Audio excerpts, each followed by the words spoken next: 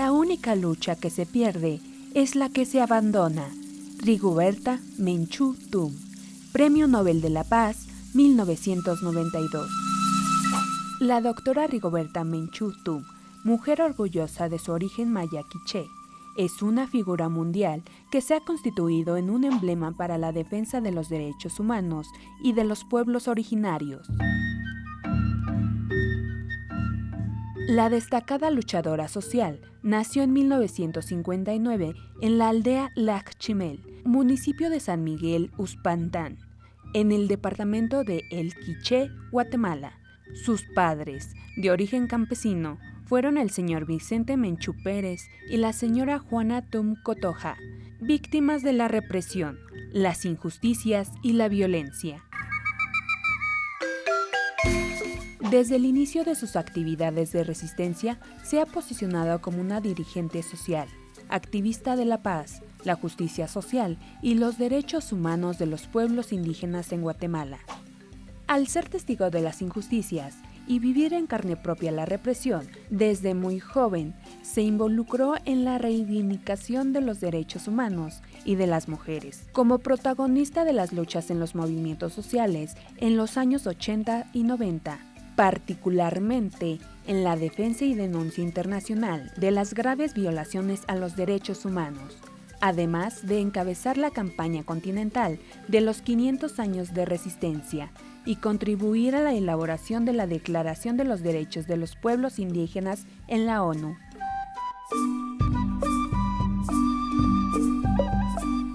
Entre los múltiples reconocimientos que ha recibido, destacan el Premio Nobel de la Paz en 1992, embajadora de buena voluntad de la UNESCO, y la condecoración Legión de Honor en el máximo grado de comandante en 1996, el Premio Príncipe de Asturias de Cooperación Internacional en 1998, el Premio Iberoamericano José Martí en 2002, la condecoración del Águila Azteca y la Orden Cultural Rubén Darío en 2010, así como más de 30 doctorados honoris causa en humanidades, otorgados por prestigiosas universidades de América Latina, Europa y Asia, entre ellas la Universidad de San Carlos de Guatemala y la Universidad Nacional Autónoma de México, amén de otros reconocimientos internacionales por su contribución en la búsqueda y preservación de la paz de los pueblos.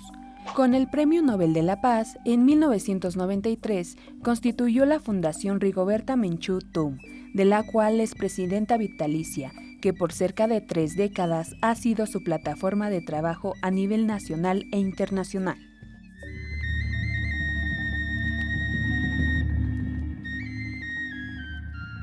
La doctora Menchú Tum ha escrito 7 libros infantiles, en los que promueve las enseñanzas ancestrales de los pueblos indígenas, también algunos sobre cultura de paz, incluyendo su obra testimonial Me llamo Rigoberta Menchú y así me nació la conciencia. Su libro más reciente es Caslemalil Vivir, El caminar de Rigoberta Menchú Tum en el tiempo, publicado en 2014 con una segunda edición en 2015.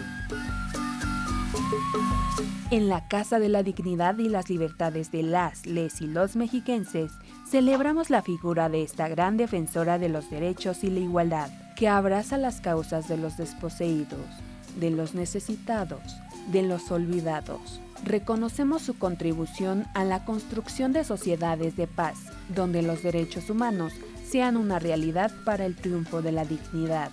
Bienvenida, doctora Rigoberta Menchú Tum, a la Comisión de Derechos Humanos del Estado de México.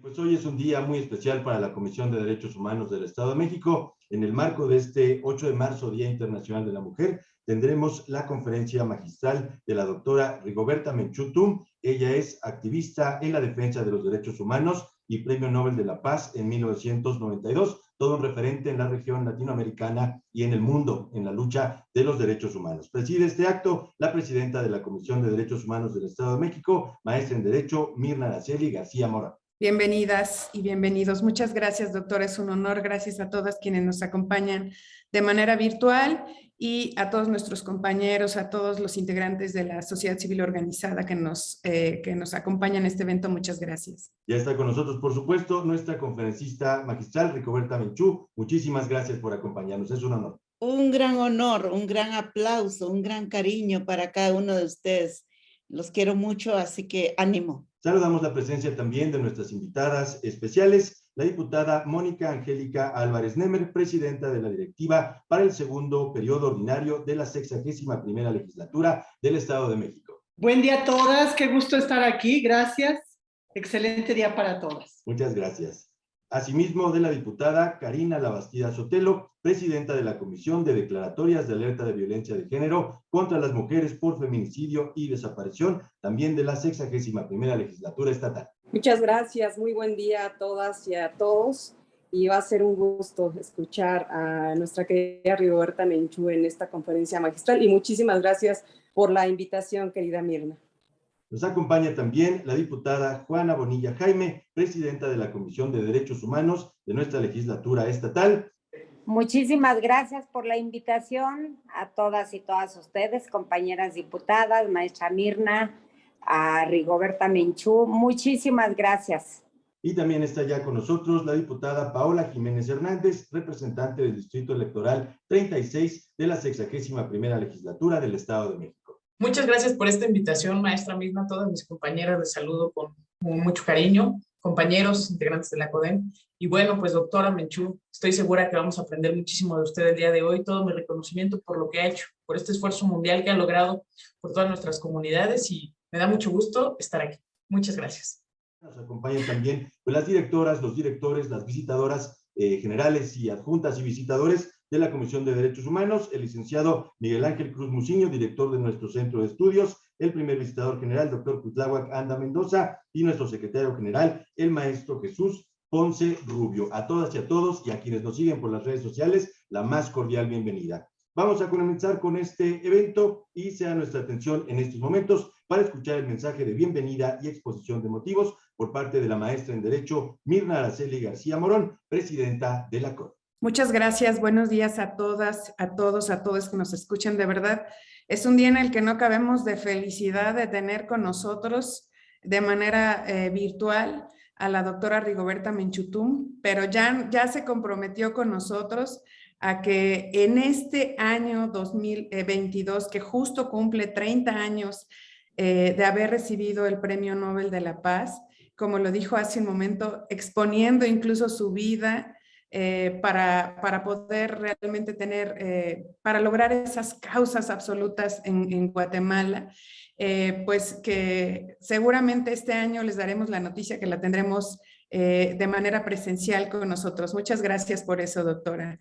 Y bueno, gracias de verdad a quienes nos acompañan también en este presidium virtual. No quisiera dejar de mencionar a Moni Álvarez Nemer, que ella es presidenta de la mesa directiva, a Karina Labastida, que es presidenta de la Comisión de Alerta de Género, a Paola Jiménez, que es presidenta de la Comisión de Igualdad de Género, a Juanita Bonilla, que es presidenta de la Comisión de Derechos Humanos, a Leti Tavira, que es presidenta del Tribunal Electoral, y por supuesto a Miguel Ángel Cruz Muciño. Muchas gracias, nuestro director del Centro de Investigaciones. Pues este presidium y las personas además que nos acompañan, querida doctora, son el día de hoy una muestra de lo que estos casi 103 años de lucha, de la visibilidad por la dignidad, la libertad de las mujeres, nos ha permitido ir estructurando en nuestras sociedades. Comentábamos previo a que saliéramos ya a cuadro en la conferencia, pues que tenemos muchos esfuerzos institucionales para poder lograr o alcanzar esta igualdad material y esta igualdad sustantiva entre el hombre y la mujer. Y por supuesto tenemos poco más de 40 y tantos años, en algunos casos 70, en otros en los que en nuestra sede constitucional se estableció la igualdad formal entre el hombre y la mujer. Solo que, como usted lo sabe, bueno, evitar esas barreras para realmente lograr en la práctica que esto se concrete, pues ha llevado del concurso no solamente de la autoridad, sino también del ámbito privado, y no lo hemos logrado absolutamente con éxito. Usted nos decía hace un rato que las personas no debemos de olvidar que somos seres humanos, que convivimos en una sociedad con otros seres humanos y que tendríamos que hacer un equilibrio de nuestras vidas en esos tres preciosos ámbitos de los que habla justamente la cosmogonía de nuestros, pues de nuestros orígenes en los pueblos originarios, nuestros seres espirituales, nuestros seres materiales y nuestros seres sociales. Y que con esto, bueno, pues el mundo tendría que darnos libertades y que tendríamos que ir esbozando nuestras conciencias para poder hacer una sociedad humanitaria en paz, en donde todos nos viéramos en igualdad de oportunidades y en igualdad de derechos. Este año la ONU Mujeres ha determinado que la conmemoración del 8 de marzo lleve por lema igualdad de género hoy para un mañana sostenible. Y sin duda tenemos que trabajar en ello, porque miren ustedes, también es la propia ONU quien nos señala algunas cifras en las que aún tenemos que trabajar. El 70% de 1.300 millones de personas que viven en condiciones de pobreza son mujeres. En las áreas urbanas, el 40% de los hogares más pobres están encabezados por mujeres. Las mujeres predominan en la producción mundial de alimentos, 50-80%, pero poseen menos del 10% de la tierra, lo que muestra esa injusticia o esa disparidad respecto de la contribución en la producción agrícola, agropecuaria y especialmente la alimentaria. Se estima que las mujeres representamos el 43% de la mano de obra agrícola en la región latinoamericana. Sin embargo, el trabajo sigue sin estar formalmente reconocido, aunque ellas hacen tareas intensas, trabajan mucho más horas y trabajan de manera informal y en algunos casos de manera no remunerada y, por supuesto, ni qué hablar de que no cuentan con esquemas de seguridad social. De acuerdo con el Observatorio de Igualdad de Género de América Latina y el Caribe, hay 58 millones de mujeres que viven en zonas rurales y a pesar de su contribución fundamental a la producción de alimentos y desarrollo económico en la región, los indicadores muestran que la desigualdad es mayor entre las mujeres rurales. Y así por el estilo podríamos hablar de muchos pendientes que tenemos en el ámbito de la paridad, en el ámbito de la inclusión, de la conformación real de los órganos jurisdiccionales, de los órganos legislativos. Vamos teniendo medidas formales que nos permiten incluirnos, pero ahora necesitamos hacer ese ejercicio de conciencia, como bien lo dice la doctora, porque lo que necesitamos es una legitimación social de nosotros como personas dentro de la sociedad, con ese derecho que también tenemos porque nos cobija el mismo sol, para que tratemos todos, nos tratemos en una comunidad humanitaria y en paz. Y bueno, las cifras no acabarían ni qué decir con el tema de la pandemia, pero hoy este es un día de reflexión para conmemorar los grandes pendientes y lo que cada uno tenemos que hacer desde nuestras trincheras. Y qué mejor que escucharlo de la voz de una experta que ha caminado durante más de 30 años para hacer lo posible desde un ámbito en el que ni siquiera tenía lo que ahora nosotros tenemos y lo hizo posible con toda esa incansable labor. Así que, doctora, es un gusto recibirla. Nuestro agradecimiento absoluto por permitirnos el día de hoy compartir su generoso conocimiento con las y los mexiquenses. La Comisión de Derechos Humanos, que es la Casa de la Dignidad y de las Libertades, le abre las puertas, pero también le abre su corazón y la esperamos físicamente en México para celebrarle esos 30 años de vida fructífera a favor de la humanidad y a favor de la paz. Bienvenida, doctora. Muchas gracias por estar con nosotros. Muchas gracias, querida maestra. Es un gran honor saludar este ilustre y extraordinario presidium porque cada uno de ustedes tienen una larga historia. Pienso que esa historia hace posible que están allí encabezando una noble institución que tiene como la Comisión de Derechos Humanos del Estado de México, pero también a nivel nacional, que tiene una vinculación directa con la voz y el silencio de las mujeres. Es impresionante. Hemos luchado tanto por querer tener voz, voto, participar, visibilizar nuestro liderazgo y resolver problemas. Desafortunadamente hemos sido las mujeres las más visibles en decir no a la violencia. De verdad, en muchos ámbitos. ¿Por qué? Porque es algo muy sentido, que lo vemos directo.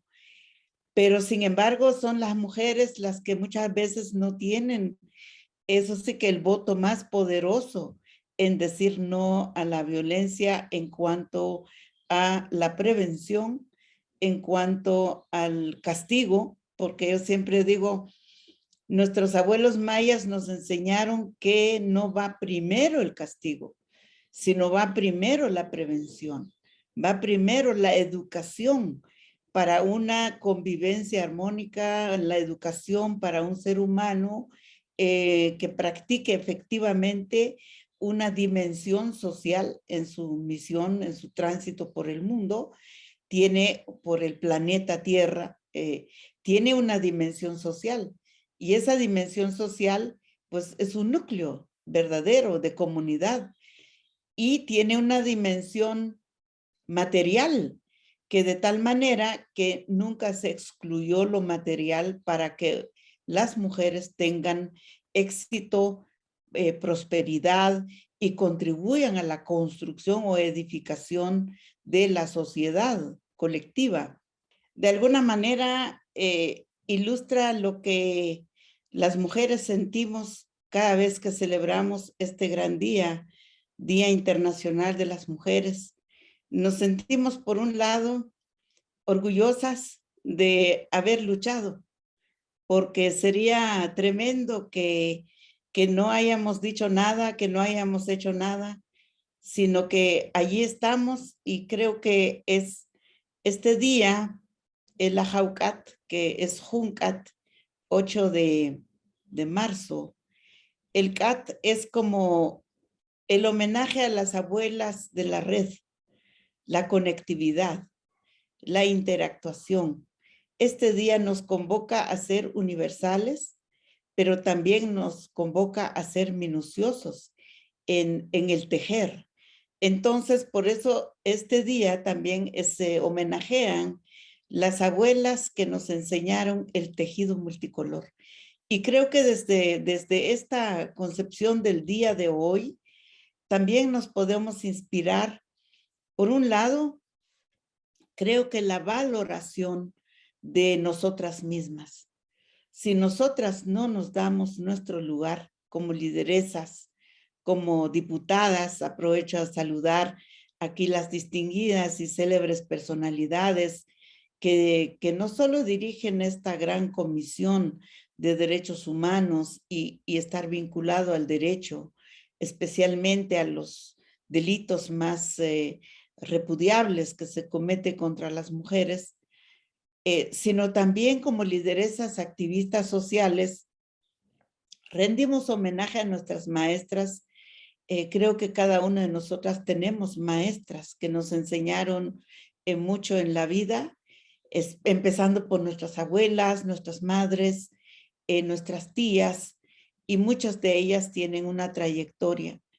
Pero saludamos también a las lideresas activistas sociales que sin ningún título, sin ningún conocimiento del derecho, de la doctrina jurídica, tuvieron una tremenda noción de sus derechos y una práctica cotidiana de sus derechos. Y gracias a eso que tenemos, como hoy por hoy vemos un mundo polarizado, porque por un lado yo siempre digo, hemos tenido muchas conquistas. Por supuesto, yo soy testiga de esas conquistas. Yo participé en la primera conferencia mundial que inicia el primer decenio sobre las mujeres en las Naciones Unidas en Kenia en el año 95. Era una niña, era una jovencita, y sin embargo desde allí yo veo que hay mucho progreso. Hoy hablamos de femicidio ya como un delito tipificada, y cada vez se tipifica más. Y sobre todo se tipifica la condena, digamos, cuánto es la pena por ultrajar a una mujer. Pero también ya vemos la participación como la equidad de género, que es justamente lo que toma ONU Mujeres para este nuevo periodo de año que iniciamos. La equidad es una conquista que ya la tenemos. Tal vez no la valoramos porque antes no se tenía, y por eso se valoraba tanto lo que se conquistaba. Pero hoy ya la tenemos y a veces nos olvidamos que ya la hemos ganado. Entonces, ¿cómo vincular este día en homenajear todos los logros que hemos tenido, los triunfos que hemos tenido? ¿Cómo hemos roto un hilo entre que las mujeres son víctimas de violencia o las mujeres son protagonistas de transformaciones que aspira a un mundo sin violencia? Esas dos formas de ver es muy importante, porque normalmente se victimiza a la mujer por sí mismo. Como yo he observado la mayor cantidad de los movimientos de mujeres que han surgido, y sobre todo en el marco de la diversidad de género, la diversidad sexual, la diversidad que en los últimos tiempos se ha dado. Y los he observado con mucha atención. Y una de las características es violencia, porque la mujer es producto de la violencia. Es decir, victimizar aún más la mujer. Y eso es un retroceso, porque no estábamos luchando para victimizar más a la mujer. Estábamos luchando para emancipar los pueblos, para que los pueblos ejercen su emancipación. Y esa emancipación conlleva la liberación, digamos, de los prejuicios, los restos del colonialismo, la opresión que vivían más las mujeres en el pasado. Pero si nosotros nos victimizamos, entonces hay un retroceso. O sea, lejos de avanzar, estamos retrocediendo. Yo sé que mi visión es más crítica, porque yo creo que la diversidad no se tiene que reivindicar. La diversidad es nuestra propia naturaleza humana. Yo soy diversa y no tengo que decir que soy diversa.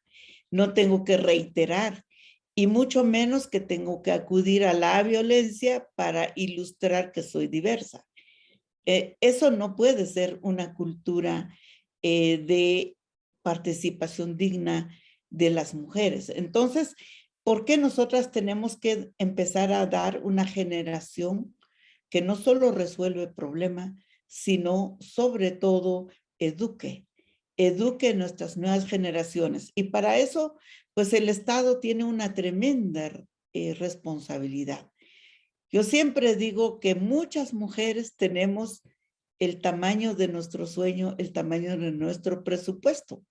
Es horrible decir esto, porque yo tengo un pequeñísimo presupuesto y mi sueño es gigante, pero lo que en definitivo yo puedo realizar es lo que puede corresponder a mi capacidad a poder hacer. El poder hacer es como el desafío, el vacío más grande que tenemos, porque sí que tenemos un elefante de éxito. Yo he visto a las mujeres sin límite que cruzan fronteras hoy, que usan la tecnología para trascender. El día de hoy muchas mujeres nos miran desde Guatemala, desde América, desde Europa, desde el mundo. Estamos hablando con ellas en general, más allá de nuestras fronteras. Y por eso rendir homenaje a las lideresas, no tenemos que olvidar que muchas lideresas son anónimas también. Esas lideresas que no conocemos sus rostros, pero sin embargo nos enorgullece porque son parte de nuestro éxito como memoria colectiva de nuestras luchas. Entonces, conquistar el derecho al voto no solo era ir a rubricar un candidato electoral, sino también es decir, yo estoy a favor de esta idea, estoy a favor de este proyecto, estoy a favor de esta carrera. Esta carrera debe destacar lo específico que representa mi género, pero también que representa mis orígenes. Y cómo la memoria histórica ha venido conjugando una y otra vez en nuestra vida. Pero lo que quiero decir es que no podemos trabajar solamente enfatizando la violencia. La violencia ya nos esclavizó de manera brutal porque hay bullying, porque hay racismo, porque hay discriminación, porque hay fobias, porque hay tremendas categorías que hemos dado a la violencia y muchas veces esas categorías se queda marcada también nuestro propio género, pero también se queda marcada nuestros propios liderazgos. ¿Por qué? Porque como que ya les llueve, o sea, no importa, que me digan machista no me importa, y que me digan feminista no me importa, ¿verdad? Y que mejor que yo hago lo que me da la gana. Entonces, esas libertades que nos hemos tomado, muchas veces también cuestiona nuestra plenitud de la vida. Los abuelos mayas fueron muy concretos en decir que el ser humano debe conseguir la felicidad como un elemento fundamental que le hace florecer una vida florida. También debe buscar la plenitud. No basta vivir bien, como yo siempre pongo esto como ejemplo. No basta vivir bien, hay que vivir plenamente. Pero la plenitud significa una misión. Y esa misión es la constancia, la coherencia permanente. Es decir, nuestras vidas tienen que ser también una lección de coherencia, tiene que ser también de consecuencia. Hemos visto muchas cosas en este mundo. Por un lado, los liberadores más grandes de la opresión a veces terminan también ejerciendo en la misma dirección donde ellos criticaban, o sea, la falta de coherencia, la ética. Pienso que las mujeres tenemos una misión muy grande y es que hacer nuestra lucha sea una lucha ética también, sea una lucha coherente también, sea la mesura que necesita el mundo, no sea la precipitación en ejercer una opinión. Vemos muchas cosas. Yo podría empezar por sentirme tan frustrante, tan frustrada cuando veo la violencia contra la mujer. Empieza por la familia, la violencia intrafamiliar. ¿Qué nos pasó los humanos cuando lo único que nos cobijaba en este mundo era nuestra propia familia? ¿Cómo llegó la dispersión y cómo llegó a romperse los lazos de la familia, el amor que uno siente por un ser querido? Luego inicia desde la escuela que realmente se hizo para que tengamos una metodología de conocimiento, una didáctica para sacar adelante los proyectos y los cambios para qué social. Porque yo digo, conseguir un título solo por tener un título parece que no era nuestro objetivo. Nuestro objetivo era mejorar las condiciones de nuestro entorno y empezar a ver que desde la violencia a veces se tiene que tener doctorado para ser violento. Y ese doctorado se mancha precisamente por una actitud. Entonces, ¿cómo tenemos que empezar a volcar nuestra mirada a condenar la actitud y no condenar el pensamiento de una persona? Entonces, cuando condenamos la actitud, vemos que hay que tipificar aún más los tipos de violencia para que no cometamos el error de condenar un pensamiento en lugar de una actitud. La actitud lo podemos corregir desde la familia, la escuela, la universidad, desde el centro educativo, desde la iniciativa privada, porque el gerente y la gerente tiene que hacer un ejemplo de rectitud en cuanto a ciertos valores y principios. No tiene que pelear con el dinero, ni tiene que pelear tampoco con el puesto, sino que tiene que dar un orden, digamos. Para eso nos educamos en la academia. Pero lo más terrible es que usemos toda esta gran oportunidad no para la misión que estaba destinada. Entonces, una educación más humanista. Yo no quiero dar muchas vueltas porque ustedes conocen realmente el impacto de los problemas de la violencia. ¿Conocen ustedes la frustración cotidiana que sentimos cuando vemos un niño abandonado o cuando vemos un misil caído en un barrio? O sea, cuando vemos las armas que nos ilustra la amenaza desde donde quiera que esté y vemos este mundo que nunca cesó la violencia desde su comienzo hasta ahora. Entonces, cómo la violencia ha venido siendo como ya una cultura. En todo eso ya lo sabemos. Pero ¿dónde vamos a sacar la fortaleza para la solución? Uno, yo revaloro este día el rol de las víctimas. Cómo las víctimas en los últimos 30 años, desde las abuelas de Plaza de Mayo, las madres salvadoreñas, las viudas de Guatemala, todas esas mujeres que sacaron la fuerza para decir no a los genocidios, a los etnocidios, a los femicidios y a todos los crímenes de lesa humanidad que en el último tiempo se ha ido como poco a poco tipificándose en la práctica. Estas víctimas se convirtieron en primer lugar víctimas. Nadie les va a quitar esa gran título, podemos decir. Segundo, se convirtieron en investigadoras de sus propios casos. Guardaron evidencias, guardaron con mucho criterio y mucho amor la esperanza de que algún día iba a haber justicia. Esa esperanza constante que fue y vino a pesar de las dificultades infrahumanas que vivían, dieron un ejemplo de ser investigadoras extraordinarias.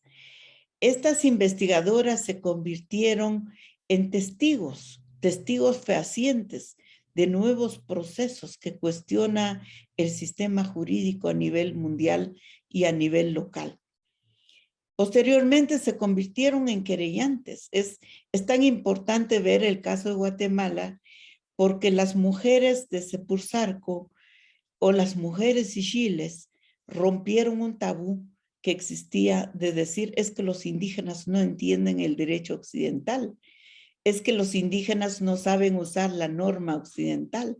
Habían muchos prejuicios y estas mujeres dijeron, señores, sí vamos a entender si nos consigan unas buenas traductoras, unas buenas intérpretes, porque a través de la interpretación nos vamos a entender en este juicio. Y llegamos a tener sentencias emblemáticas gracias a la participación plena de las propias víctimas. Entonces dejan de ser víctimas, pasan a ser testigas. Dejan de ser víctimas y pasan a ser querellantes. Y dejan de ser querellantes, pasan a enaltecer una sentencia emblemática. Y esta sentencia emblemática viene a enriquecer la doctrina jurídica del derecho. Y así es como ha pasado también en el sistema de derecho indígena. Como desde la mujer decir, yo quiero tener derecho también a una herencia. Porque yo produzco cebolla, yo produzco verdura, yo también sé cultivar la tierra, quiero tener derecho a la tierra. Y desde que las mujeres empezaron a tener derecho a la propiedad, o por lo menos a ser paritarias en el momento de tener derecho a la propiedad, definitivamente hay un actuar de las mujeres que enaltece, enriquece la sociedad. Y por eso el Tribunal Agrario es tan importante. Pero no le damos esa importancia porque solo queremos decir, bueno, hay que mejorar la semilla, hay que mejorar el cultivo, pero no vemos las personas. Y en este caso, este día celebramos las personas, los seres humanos que están detrás de las transformaciones para ellas mismas, pero también para la sociedad. Creo que este día nos permite hacer una síntesis quizá de nuestros avances. Por un lado, pues estos 103 años se ha producido un conjunto de normas. Esas normas se pasó de moda algunas. ¿Por qué? Porque estaban enfrentando lo más espeluznante del caso, digamos, de los delitos más terribles o el silencio más brutal o los prejuicios de machismo contra mujeres más directo. Y entonces se tipificaron esos delitos, pero no se buscó la manera de aplicación. Entonces muchas veces tipificamos más delitos que la manera de resolver. Eso no es malo porque no volvemos a hacer el trabajo, sino más bien volvemos a revisar nuestro pasado para ver cómo cumplimos el presente y el futuro. Y esto va en línea, o sea, somos humanos transitorios en el mundo, pero dejamos un mundo para los demás en el futuro. Entonces, sí somos pioneros de ese futuro. Entonces, pienso que hay muchos avances que tenemos en legislación. Felicito a la ONU Mujeres, porque es la primera vez que la ONU hace algo importantísimo, destinar a las mujeres que aborden los temas que tienen que ver con sus propios éxitos. Pero, ojo, la ONU Mujeres tiene el presupuesto menor que todas las instancias de la ONU. Y no digamos las instancias que están vinculadas a las armas, la violencia, las supuestas negociaciones de conflictos. Y la ONU Mujeres no tiene el presupuesto. Luchamos. Digo luchamos porque yo me siento parte de ellas en América Latina, por lo menos, y en Guatemala. Entonces, ¿cómo tenemos que luchar más por los presupuestos? Y ahí está el reto de las mujeres. Si las mujeres vamos a hacer igual la línea de corrupción, la línea de impunidad, la línea de prepotencia, la línea de aprovechamiento, vamos a hacer igual, entonces no valdría la pena separar estas luchas.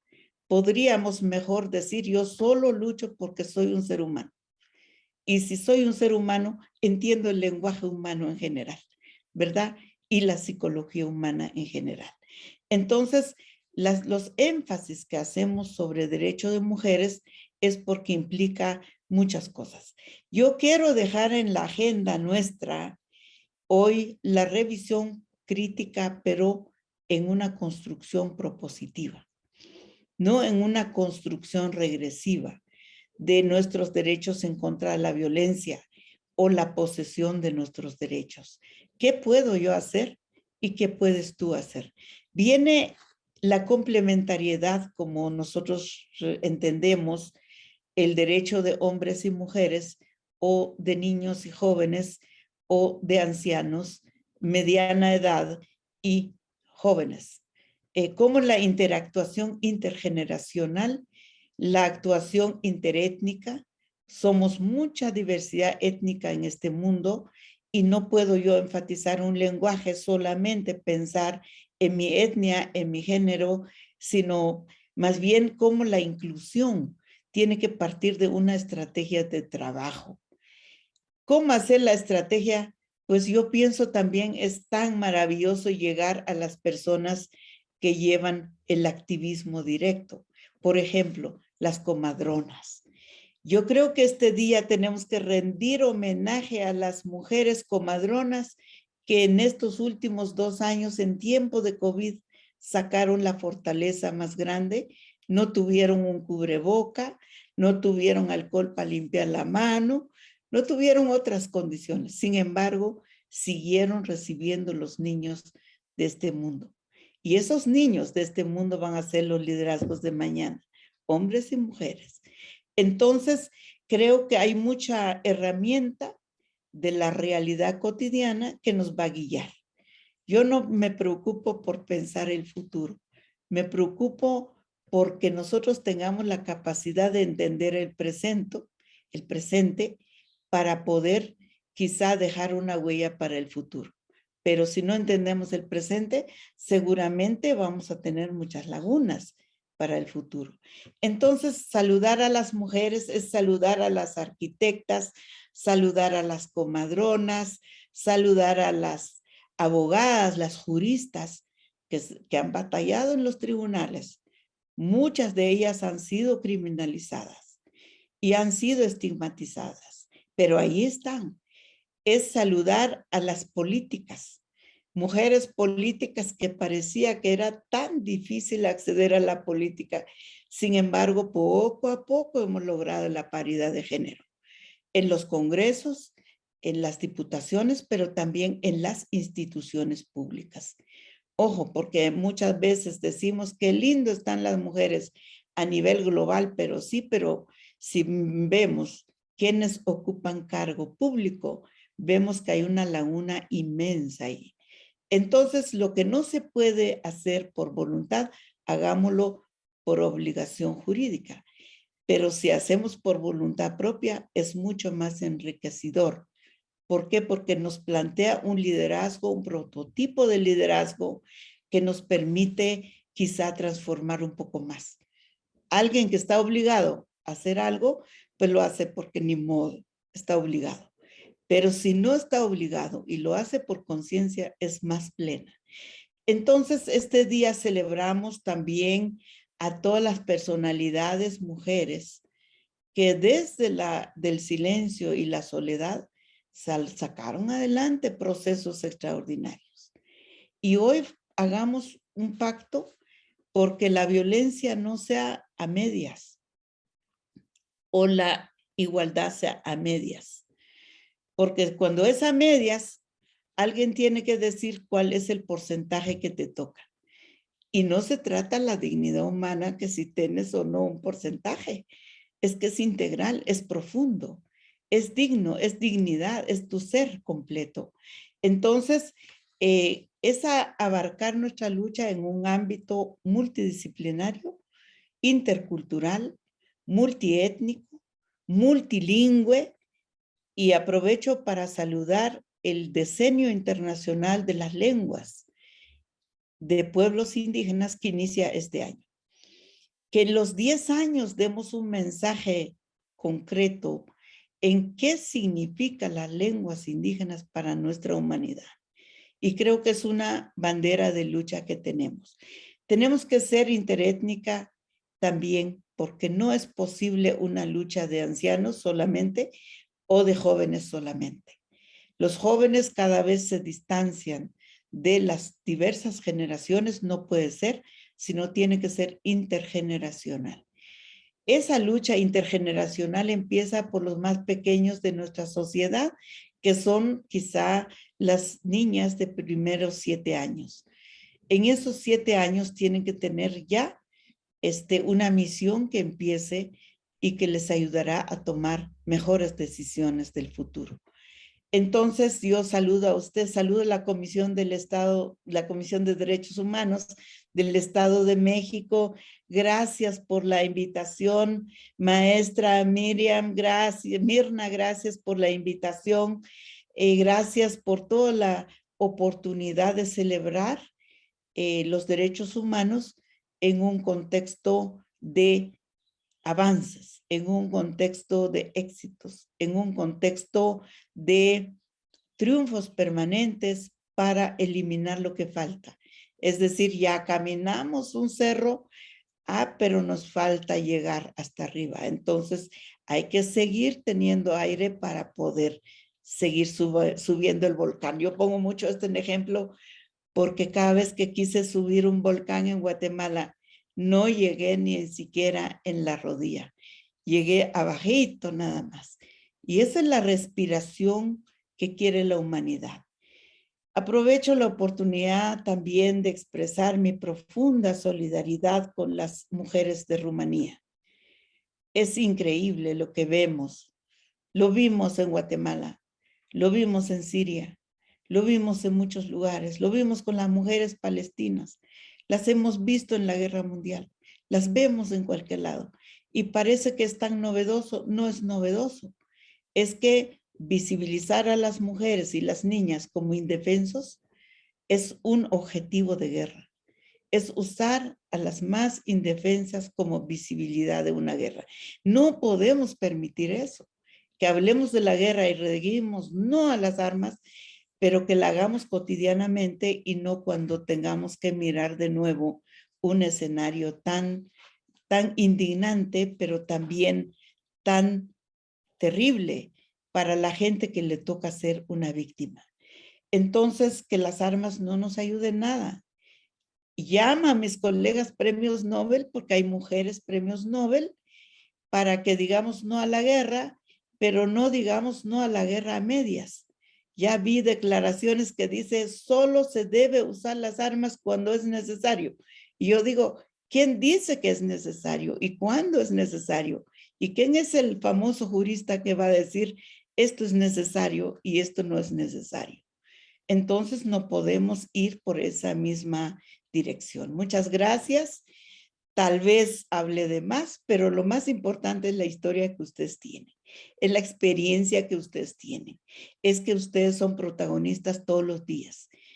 Finalmente, la salud propia. Cuiden, mujeres, su propia salud. Dediquen un tiempo preciso para ustedes mismos, porque cuando estamos mal de salud, ya no podemos servir a esta humanidad.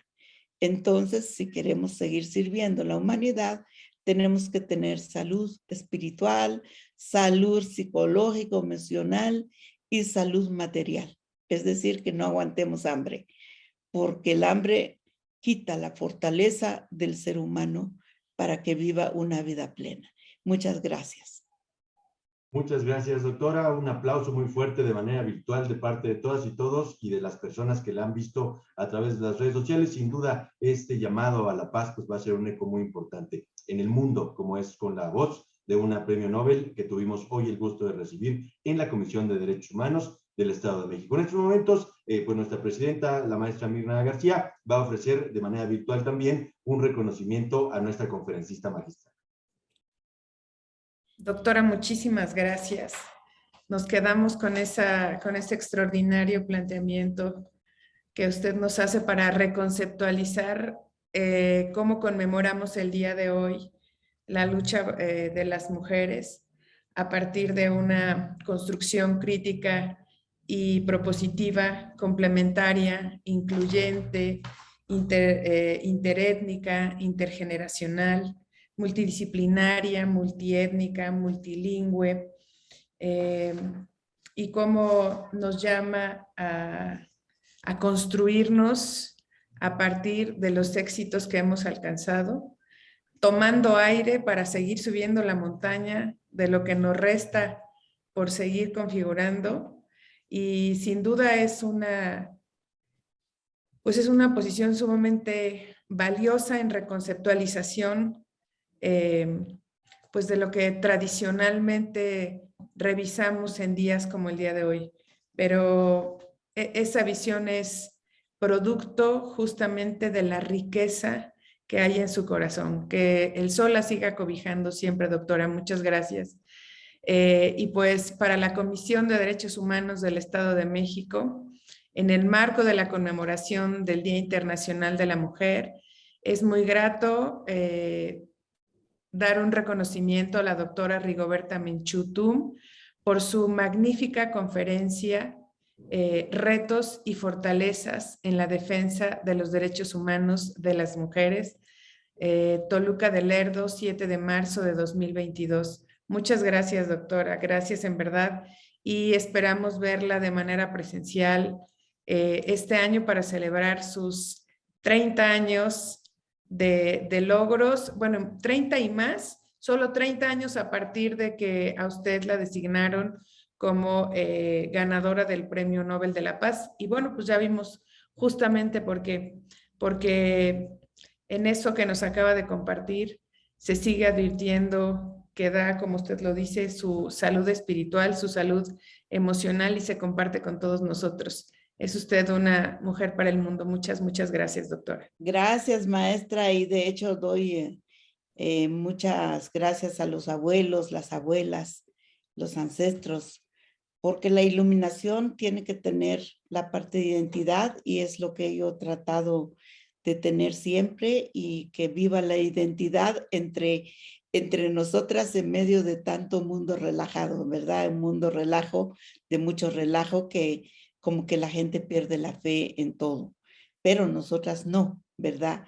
No. Entonces, muchas gracias, y para mí es una bendición. Seguro que les daré un abrazo. Sin duda, una conferencia magistral se da cuando se da un abrazo, ¿verdad? Un Así abrazo lo haremos. personal. Así lo haremos, doctora. Muchas gracias. Gracias en verdad. Muchísimas gracias. A nombre de la Comisión de Derechos Humanos del Estado de México, de nuestra presidenta, la maestra Mirna García Morón, ha sido el final de esta actividad, y bueno, pues que sea de mucha utilidad para la paz en el mundo de la región latinoamericana y para todas y todos ustedes. Muchísimas gracias. Que tengan un excelente día.